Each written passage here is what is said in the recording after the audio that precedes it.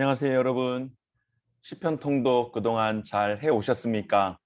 벌써 시편을 마치고 이제 우리가 잠언으로 들어가야 하는데요. 잠언은 오늘부터 시작하여서 5일 동안 진행될 예정입니다. 이제는 아침 저녁으로 제법 쌀쌀한 날씨가 된 것 같습니다. 선선한 바람도 불어오고 계절의 변화를 확실하게 느낄 수가 있습니다. 바라기는 우리의 신앙 가운데에도 이 코로나로 인하여서 너무나도 많이 움츠려 있게 되었는데 다시 한번 신앙의 차가운 바람이, 시원한 바람이 우리에게 불었으면 좋겠습니다. 성령의 바람이, 은혜의 바람이 하나님의 말씀을 읽을 때에 우리에게 들려지고 우리에게 불어와서 우리의 삶을 새롭게 하고 우리를 다시금 더 단단하게 만들 수 있는 그런 시간이 되기를 소망하고 또한 기도드립니다. 시편 말씀을 통독하면서 여러 번의 반복과 또 실수를 다시 한번 또 점검하면서 본의 아니게 많이 읽게 되었습니다. 그래서 읽는 중에 하나님께서 또 그런 식으로 은혜를 저에게 허락하신 것 같은데요. 시편 기자의 고백이 하나님 저의 고백이 되게 하여 주옵소서. 시편 기자의 지금 이 고백이 오늘 읽은 이 고백이 우리 성도들의 고백이 되게 하시고 우리 교회의 고백이 되게 해달라는 그런 기도를 하게 되었고 또 그런 사모함이 제 마음 가운데 있었습니다. 여러분들도 시편을 통독하는 중에 분명 아멘 아멘 하면서 그렇게 고백했던 말씀들이 있으리라고 여겨집니다. 하나님께서 말씀으로 다시금 살아가기 위해서 몸부림을 치는 우리 모든 성도들을 다시 한번 신실함으로 또 전심으로 주를 향하는 마음 기뻐하시고 또한 기억하시고 우리에게 사모함을 따라서 은혜 주시기를 소망해 봅니다. 지금까지 시편 통독 여러분 잘 해 오셔서 또한 감사드립니다. 잠언 통독 또한 잘 해주실 줄 믿고 혼자가 아니라 우리 물된 동산교회 모든 성도가 함께하고 있다라고 하는 것 꼭 기억하시기 바랍니다. 그래서 끝까지 포기하지 마시고 모두가 통독 수련에 함께 끝까지 해낼 수 있는 성공할 수 있는 그래서 이번 기회를 통하여서 말씀과 더욱더 가까워지는 그런 은혜의 기쁨을 누리시고 더불어서 해냄으로 인한 그 성취감을 충분히 경험할 수 있는 그런 우리 모든 성도님들 되어지기를 간절히 소망해 봅니다. 이제 잠언을 함께 살펴보도록 하겠습니다. 잠언은 우리에게 지혜롭게 사는 방법을 가르쳐주는 지혜서라고 이야기를 할 수가 있습니다. 그래서 우리에게 삶을 지혜롭게 살게 하는 지혜서인 이 잠언, 잠언의 특징을 먼저 함께 살펴보려고 하는데요. 잠언의 특징은 무엇인가 하면 바로 삶과 믿음의 사이에서 삶과 믿음의 갈등 사이에서 상식과 믿음의 조화가 어떻게 이루어질 수 있는지를 우리에게 가르쳐주는 말씀이라고 할 수 있습니다. 뿐만 아니라 신랄한 문구와 실용적인 아이디어를 통하여서 우리의 새로운 의식 수준을 끌어올려주는 그런 특징을 갖고 있다라고 할 수 있습니다. 더욱이 잠언 말씀은 오랜 시간 동안 검증된 진리들을 모아서 기록했다라고 하는 것. 그러니까 잠언 말씀이 굉장히 많이 있습니다. 3,000개가 넘는 잠언의 말씀 가운데에 300개에서 400개 정도를 검증된 말씀을 추려서 모아놓은 그 말씀이 잠언의 특징이라고 이야기를 할 수 있는데요. 그래서 어떤 학자는 이 잠언을 두고 이야기하기를 바로 압축된 삶의 경험을 우리에게 가르쳐주는 표현이라고 말씀을 하기도 합니다. 그래서 이런 종류의 문학은 우리가 한꺼번에 한 번 읽고 통으로 다 씹어서 이제 내가 소화시켰다라고 그렇게 이해하기보다는 묵상을 통하여서 한 구절 한 구절, 구절 구절마다 우리가 생각을 하며 또 음미를 하는 것이 훨씬 잠언을 읽는 데 있어서 효과적인 방법이라고 그렇게 우리에게 이야기를 하고 가르쳐 주고 있습니다.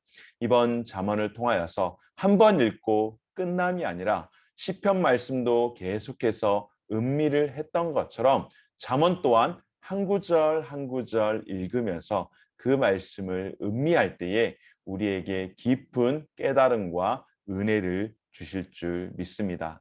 다음으로 잠언의 의미를 우리가 살펴보려고 하는데요. 잠언에 해당하는 히브리어 단어는 마샬이라고 그렇게 이야기하는데, 이 마샬이라고 하는 단어는 비교하다라고 하는 그런 뜻을 가지고 있습니다. 그래서 지혜와 어리석음, 의인과 악인, 생명과 죽음, 이와 같이 대조적인 것들을 비교함으로써 우리에게 진리를 전달해 주는 말씀이 바로 잠언이라고 할 수가 있습니다. 반면 우리말에서 이 잠이라고 하는 한자어는 병을 고치는 데 쓰이는 침이라고 하는 뜻과, 여러분 침 아시죠? 바로 이 침과 같은 뜻을 갖고 있는데요.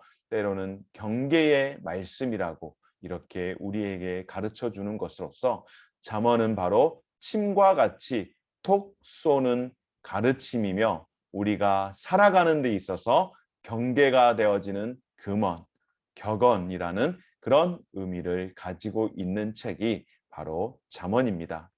다음으로 잠언의 저자를 한번 살펴보려고 하는데, 잠언의 저자는 크게 6부분으로 나눕니다. 먼저 잠언 1장 1절에 보면은 이렇게 기록을 하고 있습니다. 다윗의 아들 이스라엘 왕 솔로몬의 잠언이라 라고 하면서 잠언의 저자를 먼저 다윗의 아들이며 이스라엘의 왕인 솔로몬이라고 그렇게 소개를 하고 있으므로, 곧 다윗이 잠언의 저자는 바로 솔로몬의 잠언이라고도 이야기하고, 잠언이라고 하는 그 제목 자체가 또 때로는 솔로몬의 잠언이라고도 그렇게 이야기를 할 수 있다고 합니다. 그리고 6개 부분으로 조금 더 구체적으로 나눈다면은, 가장 크게는 잠언 1장에서부터 잠언 22장에 이르기까지 잠언은 솔로몬의 잠언으로 기록을 하고 있고요.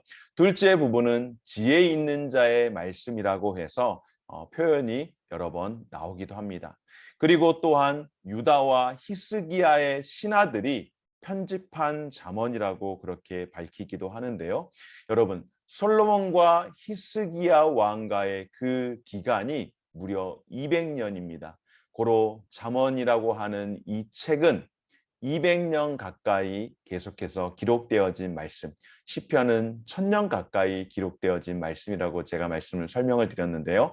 잠언은 유다와 히스기야 신하들이 그렇게 이제 편집을 한 내용까지 포함을 하고 있기 때문에 잠언은 무려 한 200년 가까이 기록이 되어진 그런 책이라고 이야기를 하는데, 바로 오랜 기간 동안 편집이 된 책이라고 할 수 있겠죠.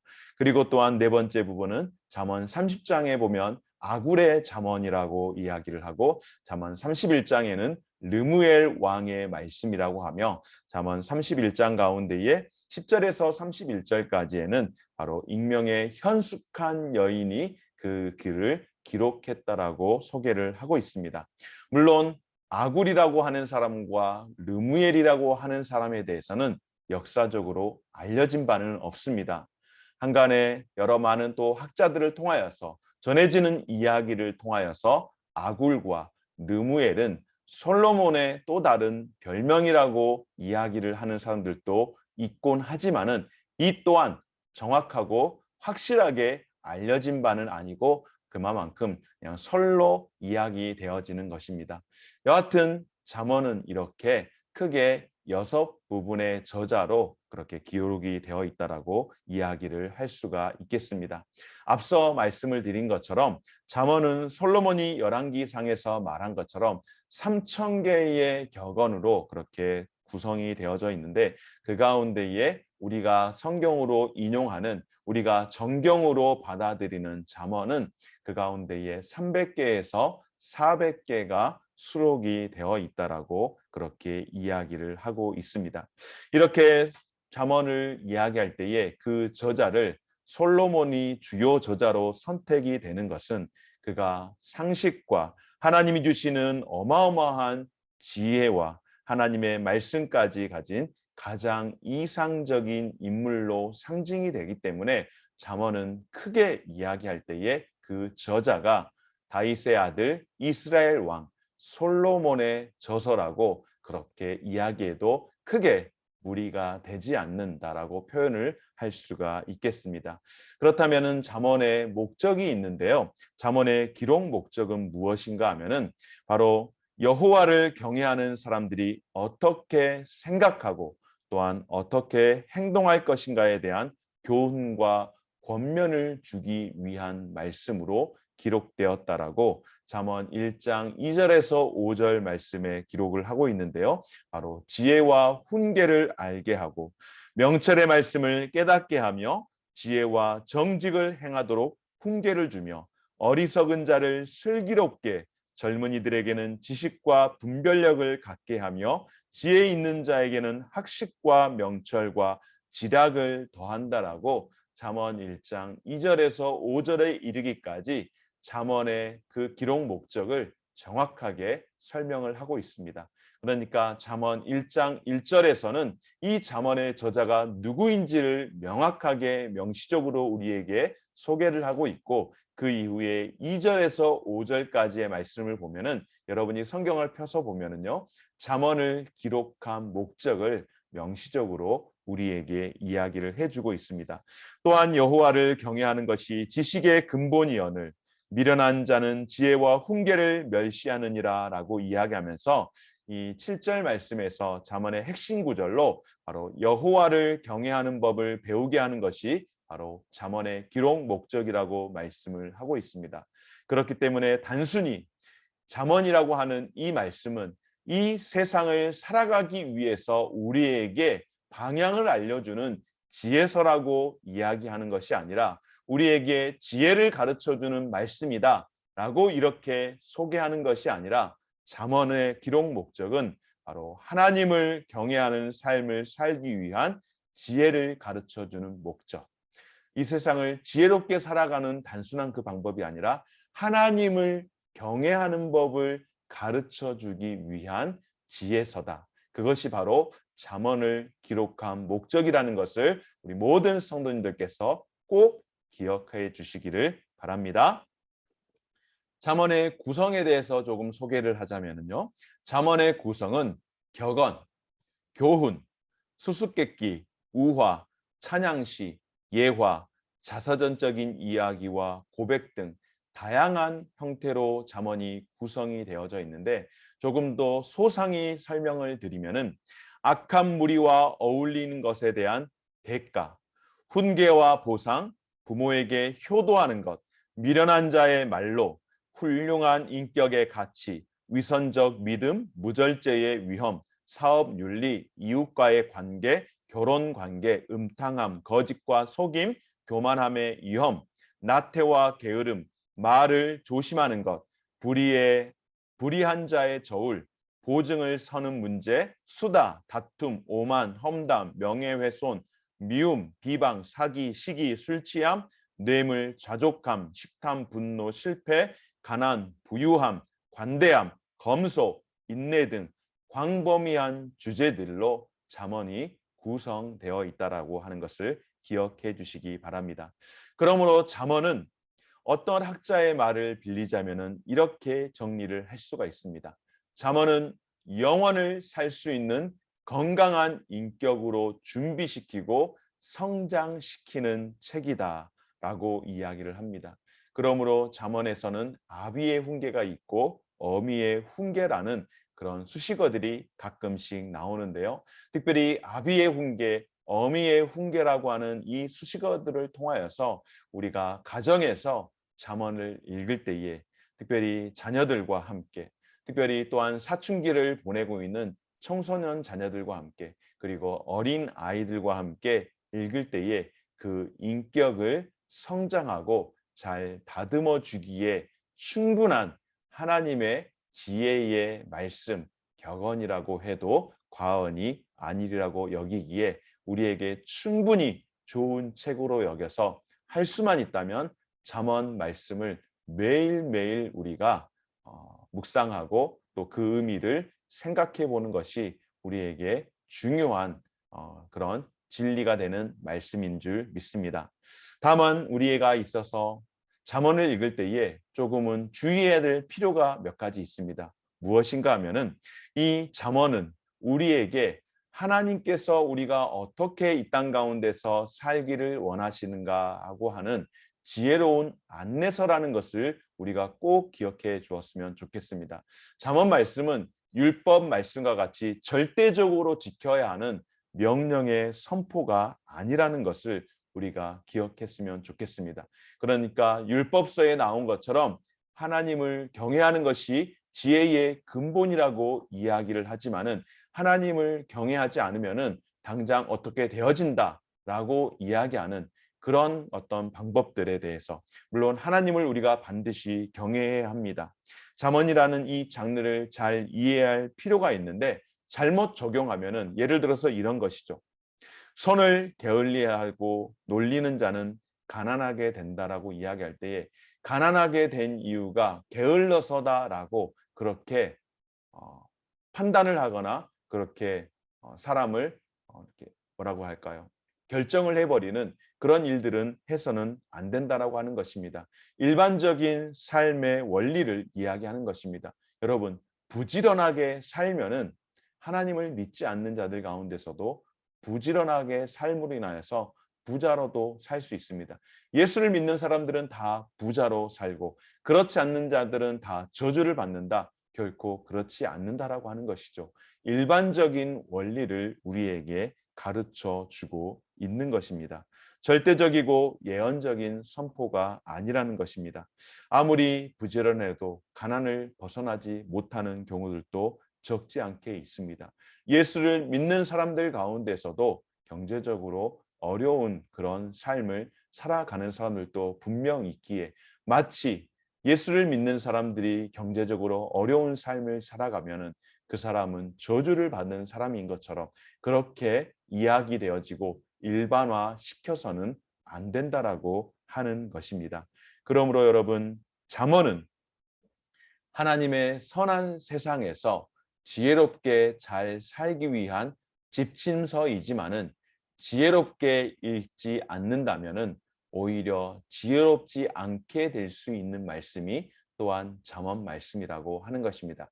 앞서 제가 말씀을 드린 것처럼 잠언은 우리에게 지혜로운 안내서로 우리에게 주어진 말씀이라는 것, 절대적으로 율법과 같이 명령의 성포가 아니라는 것, 일반적인 논리로 모든 것을 다 해석하고 이야기를 해서는 안 된다라고 하는 것, 우리에게 지혜로움을 주기 위한 삶의 지침서라는 것을 꼭 기억하고 더욱더 잠언 말씀을 통하여서 우리가 지혜로운 삶을 살아갈 수 있는 저와 우리 모든 성도님들이 되어지시기를 주의 이름으로 축원하고 또한 권면을 드립니다.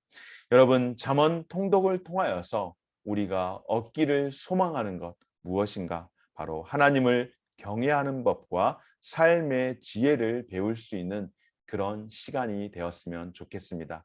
이번 또 닷새간 우리가 잠언을 함께 통독할 때에 하나님의 말씀은 살아있고 운동력이 있으며 하나님의 말씀이 우리에게 지혜를 가져다 준다라는 것을 기억하면서 이번 잠언 말씀이 우리에게 삶의 지혜를 가르쳐 줄 뿐만 아니라 또 특별히 자녀들과 함께 할 때에 우리의 자녀들에게 하나님의 말씀이 우리를 지혜롭게 하며 또 지혜로운 방법으로 더욱더 살아가게 하는 그런 마치 우리 가는 길에 등불과 같은 그런 귀한 말씀으로 우리에게 또한 큰 은혜를 가져다 주는 그런 시간이 되어지기를 소망하며 잠언 개요 여기까지 하고 마치도록 하면서 오늘은 1장에서부터 5장까지 잠언을 통독하고 앞으로 닷새간 함께 잠언 말씀 우리가 통독하도록 하겠습니다. 오늘 여기까지 함께 하도록 하고요.